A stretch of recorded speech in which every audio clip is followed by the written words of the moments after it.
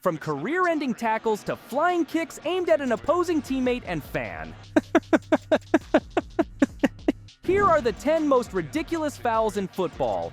At number 10, let's kick off with a memorable moment in the career of one of the most brilliant footballers I've ever witnessed, Zinedine Zidane. It was the 2006 World Cup final, a match synonymous with Zidane's brilliance in leading France. However, this final became known as Zidane's final for a different reason. During a moment off the ball, while retracing his steps after a failed France attack, Zidane engaged in a verbal exchange with Italy defender Marco Materazzi.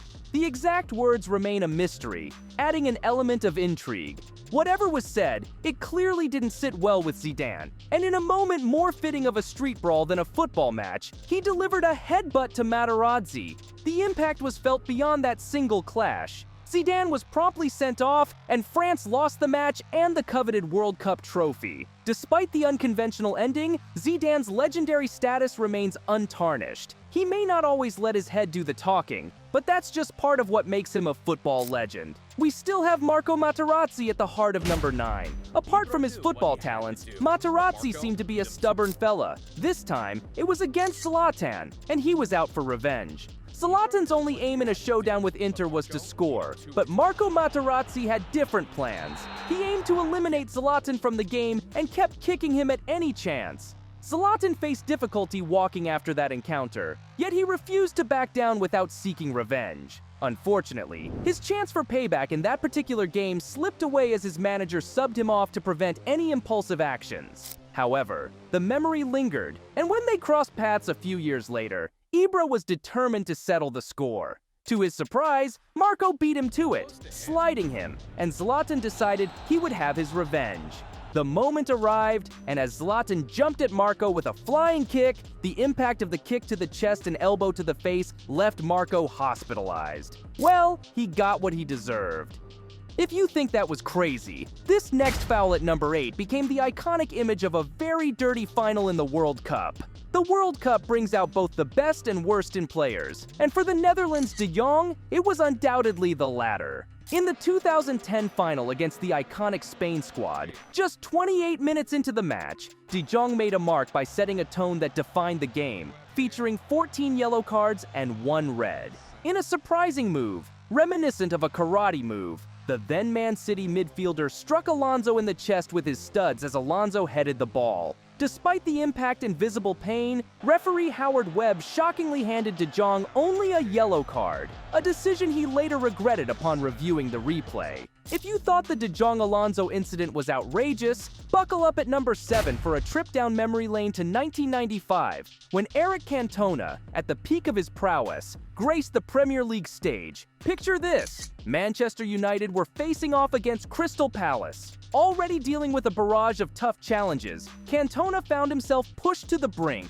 What did he do? He transformed into judge, jury, and executioner, unleashing a kung fu kick at a taunting Crystal Palace fan named Matthew Simmons. This left everyone in awe, as it was a move straight out of the Karate Kid, and despite the ensuing 9-month ban, Cantona boldly declared he harbored no regrets about his decisive kick. In addition, Cantona was stripped of the French team captaincy, and United lost the Premiership title race to eventual champions Blackburn Rovers. Talk about a moment that etched itself into football history.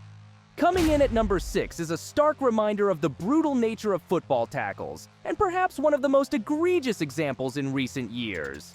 This particular incident is not only significant for its sheer brutality, but also for its potential impact on Eduardo's promising Arsenal career. The moment unfolded in the early minutes of Birmingham's home match against Arsenal, when Taylor, representing the newly promoted side, executed a high and late tackle on Arsenal striker Eduardo. The consequences were severe, as Eduardo suffered a compound fracture to his left fibula and an open dislocation of his left ankle. Such was the intensity of the incident that even broadcaster Sky, airing the game live, opted not to replay the tackle, deeming it too shocking for their audience. This unforgettable moment is a sad testament to the physical risks inherent in this beautiful game. Similar to the Eduardo da Silva incident, at number 5 on the 27th of February 2010 was a foul that almost ended a player's career. In 2010, Ramsey, a rising star for Arsenal, faced a setback during a match against Stoke City. In a 50-50 challenge, Shawcross and Ramsey went for the ball, but a misjudgment by the Stoke defender led to a kick into Ramsey's legs. The sound of Ramsey's leg breaking echoed from the bench, leaving one player stating, "I heard the crack! I heard the screaming!" Ramsey suffered a broken tibia and fibula, prompting Shawcross's immediate red card and a 3-match ban. Concerns arose that the 19-year-old might never return to professional football. But to everyone's relief, he made a comeback after 9 months, playing 7 more seasons for the Gunners. Interestingly, karma caught up with Shawcross in 2019 when, in pursuit of the ball, he faced a challenge that resulted in him breaking his calf bone and being sidelined for 4 months. In a rather unusual turn of events, the foul at number 4 on our list was not committed by opposing teammates, but rather by a player on the same team. The gravity of the situation escalated dramatically when John Terry, the victim of this foul, found himself on the brink of a life-threatening situation. The Blues and Arsenal engaged in a heated battle during the 2007 League Cup final, with the game tied and only a few minutes left on the clock. In a critical moment, Chelsea was awarded a corner, and Terry, unfortunately, failed to clear it. Drogba was eager to defend the goal, and Terry attempted a risky header. As a result, Drogba kicked Terry in the head. The consequences were severe. Terry swallowed his tongue, struggled to breathe, and required immediate on-field treatment. The entire stadium fell silent. Mourinho feared the loss of his captain, and Drogba prayed fervently by his side. Fortunately, Terry made a full recovery, but the impact of the forceful kick to his face left him with no recollection of the incident.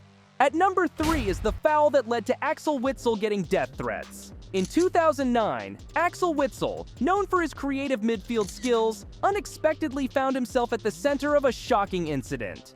During a match between Standard Liège and Anderlecht, Witsel, usually not associated with horrifying challenges, made a grave mistake. In pursuit of the loose ball, Witsel, with a lapse in judgment, unintentionally applied excessive pressure on the outstretched leg of Anderlecht's Wasilewski, resulting in a visually alarming instant fracture. The Anderlecht players and coaches reacted angrily, leading to Witsel's immediate dismissal by the referee. Following an appeal, the Belgium FA, KNVB, suspended Witsel for 8 games, and he even received death threats. Meanwhile, Wasilewski underwent surgery to repair his fractured tibia and fibula.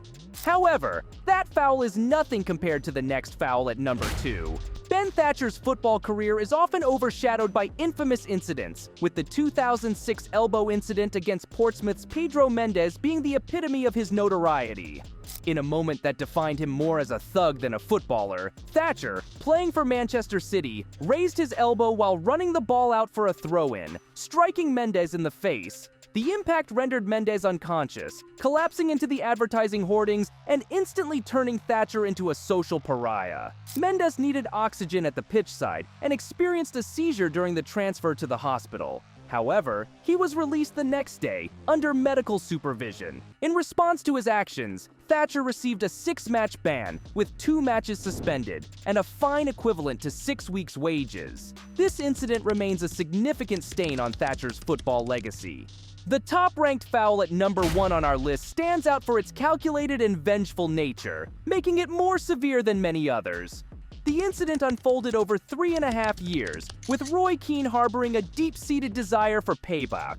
The feud traces back to 1997, when a clash between Keane and Haaland at Elland Road injured Keane's anterior cruciate ligament. While Keane lay on the ground, Haaland, misunderstanding the severity of the injury, shouted for him to get up, believing Keane was faking an injury. Keane was booked, stretchered off, and sidelined for the rest of the 97-98 season and nearly a year. The grudge held by Keane against Haaland was undeniable. 3.5 years later, Keane seized the opportunity with raised studs and a leg crunching into Haaland's right knee. Haaland, unable to fully recover, retired 2 years later. Keane, admitting in his biography that he aimed to hurt Haaland after the taunts in 1997, faced a $150,000 fine and an additional 5-game ban, beyond the 3-game automatic ban and $5,000 fine. Such calculated aggression has no place in football.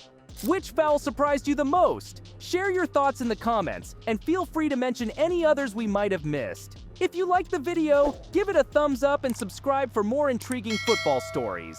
Stay tuned for more.